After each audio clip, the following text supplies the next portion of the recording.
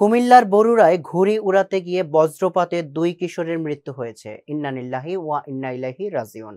স্থানীয় সূত্র ও বরুড়া উপজেলা স্বাস্থ্য কমপ্লেক্সের জরুরি বিভাগের সূত্রে জানা যায়, সোমবার দুপুর ১২টায় বরুড়া উপজেলার খোসবাস উত্তর ইউনিয়নের পয়ালগচ্ছ গ্রামের উত্তরপাড়ার মৃত মোহাম্মদ খোকন মিয়ার পুত্র হরিপুর আগানগর উচ্চ বিদ্যালয়ের ষষ্ঠ শ্রেণীর ছাত্র ফাহাদ হোসেন ও নানার বাড়িতে থেকে পড়াশোনা অবস্থায় হরিপুর আগানগর উচ্চ বিদ্যালয়ের ষষ্ঠ শ্রেণীর ছাত্র মোহাম্মদ বিল্লাল হোসেন এর পুত্র জিহাদ হোসেন এবং ইকবাল হোসেন এর পুত্র আবু সুফিয়ান বাড়ির পাশে একটি মাঠে ঘুড়ি উড়ানো অবস্থায় বৃষ্টি ও বজ্রপাত হয়। বজ্রপাতের আঘাতে ২ কিশোর মাঠেই মৃত্যু হয়। পরে বরুড়া উপজেলার স্বাস্থ্য কমপ্লেক্সের জরুরি বিভাগে নিয়ে আসলে কর্তব্যরত চিকিৎসক মৃত ঘোষণা করেন এবং মুমূর্ষ অবস্থায় আবু সুফিয়ানকে উন্নত চিকিৎসার জন্য কুমিল্লা মেডিকেল কলেজ হসপিটালে প্রেরণ করা হয়।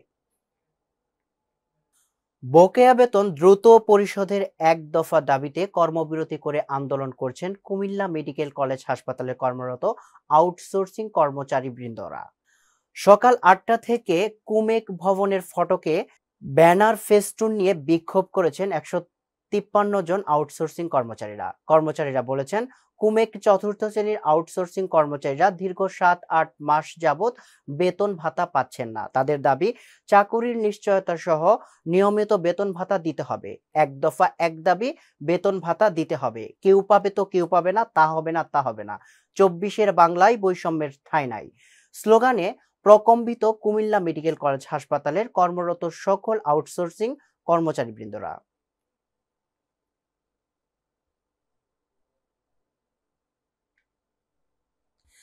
জাতীয় আইন সহায়তা দিবস উপলক্ষে রংপুরের জনসচেতনতামূলক র্যালি, স্বেচ্ছায় রক্তদান কর্মসূচি, আলোচনা সভা ও সাংস্কৃতিক অনুষ্ঠান হয়েছে।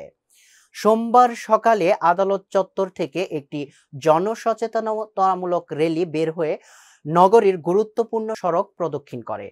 এরপর সিনিয়র জেলা ও দায়রা জজ ফজলে খোদা মোহাম্মদ নাজিরের সভাপতিত্বে আলোচনা সভায় বক্তৃতা করেন মহানগর দায়রা জজ মশিউর রহমান খান, জেলা আইনজীবী সমিতির সভাপতি শাহেদ কামাল ইবনে খতিব, জেলা লিগ্যাল এইড অফিসার তালমা প্রধান সহ অন্যরা।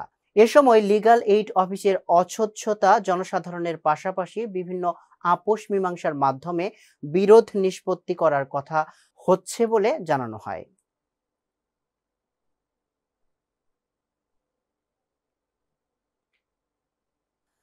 জয়পুরহাটে বাহাসের চ্যালেঞ্জ করে অনুপস্থিত হওয়াকে তাদের পরাজিত ও বাতিল দাবি করে সংবাদ সম্মেলন অনুষ্ঠিত হয়েছে।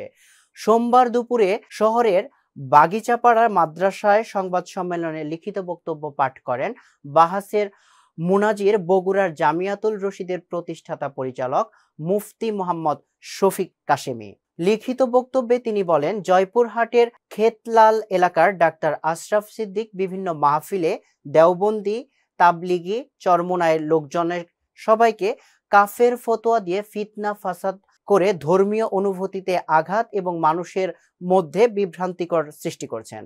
পরে বাহাস আয়োজন করা হলে তারা কেউ উপস্থিত হননি। এ সময় উপস্থিত ছিলেন জয়পুরহাট পাকার মাথার আল জামিয়াতুল ইসলামিয়া মার্কাজুল উলুম মাদ্রাসার মুহতামিম মাওলানা আসাদুল্লাহ, বাগিচাপাড়া মাদ্রাসার মুহতামিম মাওলানা আব্দুল বারী শাহিন, নুরুজ্জামান রাশেদিয়া কাওমি মাদ্রাসার মুহতামিম হাফেজ মাওলানা আব্দুল বাকি, জেলা ইসলামী আন্দোলনের সেক্রেটারি মাওলানা মোহাম্মদ নাজমুল হাসান মাহমুদ, জেলা মুজাহিদ কমিটির সেক্রেটারি গোলাম সরোয়ার বকুল সহ অন্যান্যরা। নীলফামারীর সৈয়দপুরে কাশিরাম বেলপুকুর ইউনিয়নের ৮ নম্বর ওয়ার্ডের মেম্বার মোহাম্মদ নূরনবী সরকারের বিরুদ্ধে ধর্ষণ ও বাড়িঘর ভাঙচুর মামলার বিচারের দাবিতে ভুক্তভোগী বাদীনি মোসাম্মদ নিশি আক্তার তার পরিবার নিয়ে সোমবার দুপুর ১২টার দিকে ঢেলাপীর কমিউনিটি সেন্টারে সংবাদ সম্মেলন করেছেন।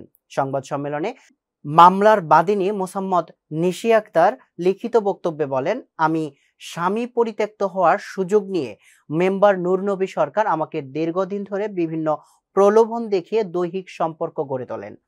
এরই ধারাবাহিকতায় চলতি বছর ৩ এপ্রিল আনুমানিক রাত 10:30টার দিকে আমার শয়নকক্ষে প্রবেশ করে আমার ইচ্ছার বিরুদ্ধে জোরপূর্বক ধর্ষণে লিপ্ত হলে আমার চিৎকারে আমার মা সহ অন্যান্যরা সেখানে উপস্থিত হয়ে প্রতিবাদ জানালে মেম্বার নুরনবী তার অনুসারী 10-15 জনের ডেকে লোহার রড দিয়ে লাঠি সোঁটা নিয়ে হামলা চালিয়ে আমাদের দুটি ঘর ভাঙচুর করে নগদ ৮০,০০০ টাকা, আলমারি, television, fan, rice cooker, chair table সহ সকল মালামাল লুট করে নিয়ে যান এবং আমাদের প্রাণনাশ সহ নানা হুমকির প্রদান করেন।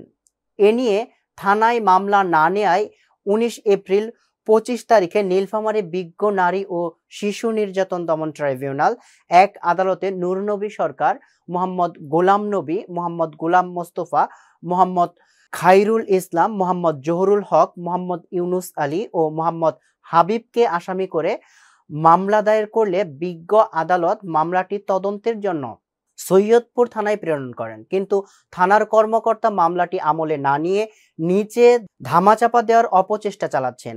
তার উপর মামলা করায় বিবাদী কর্তৃক প্রতিনিয়ত আমি ও আমার পরিবারের সদস্যরা বিভিন্ন হুমকির সম্মুখীন হচ্ছি। তাই মামলার সুষ্ঠু বিচারের দাবি করছি। সংবাদ সম্মেলনে পরিবারের সদস্যদের মধ্যে উপস্থিত ছিলেন বাদীনির পিতা ওমর আলী, মাতা লাভলি বেগম, চাচি খাদিজা, ছোট বোন মিপসা প্রমুখ। এ ব্যাপারে মেম্বার নূরনবীর মন্তব্য জানার জন্য তার সাথে যোগাযোগের চেষ্টা করলে যোগাযোগ না হওয়ায় তা নেওয়া সম্ভব হয়নি।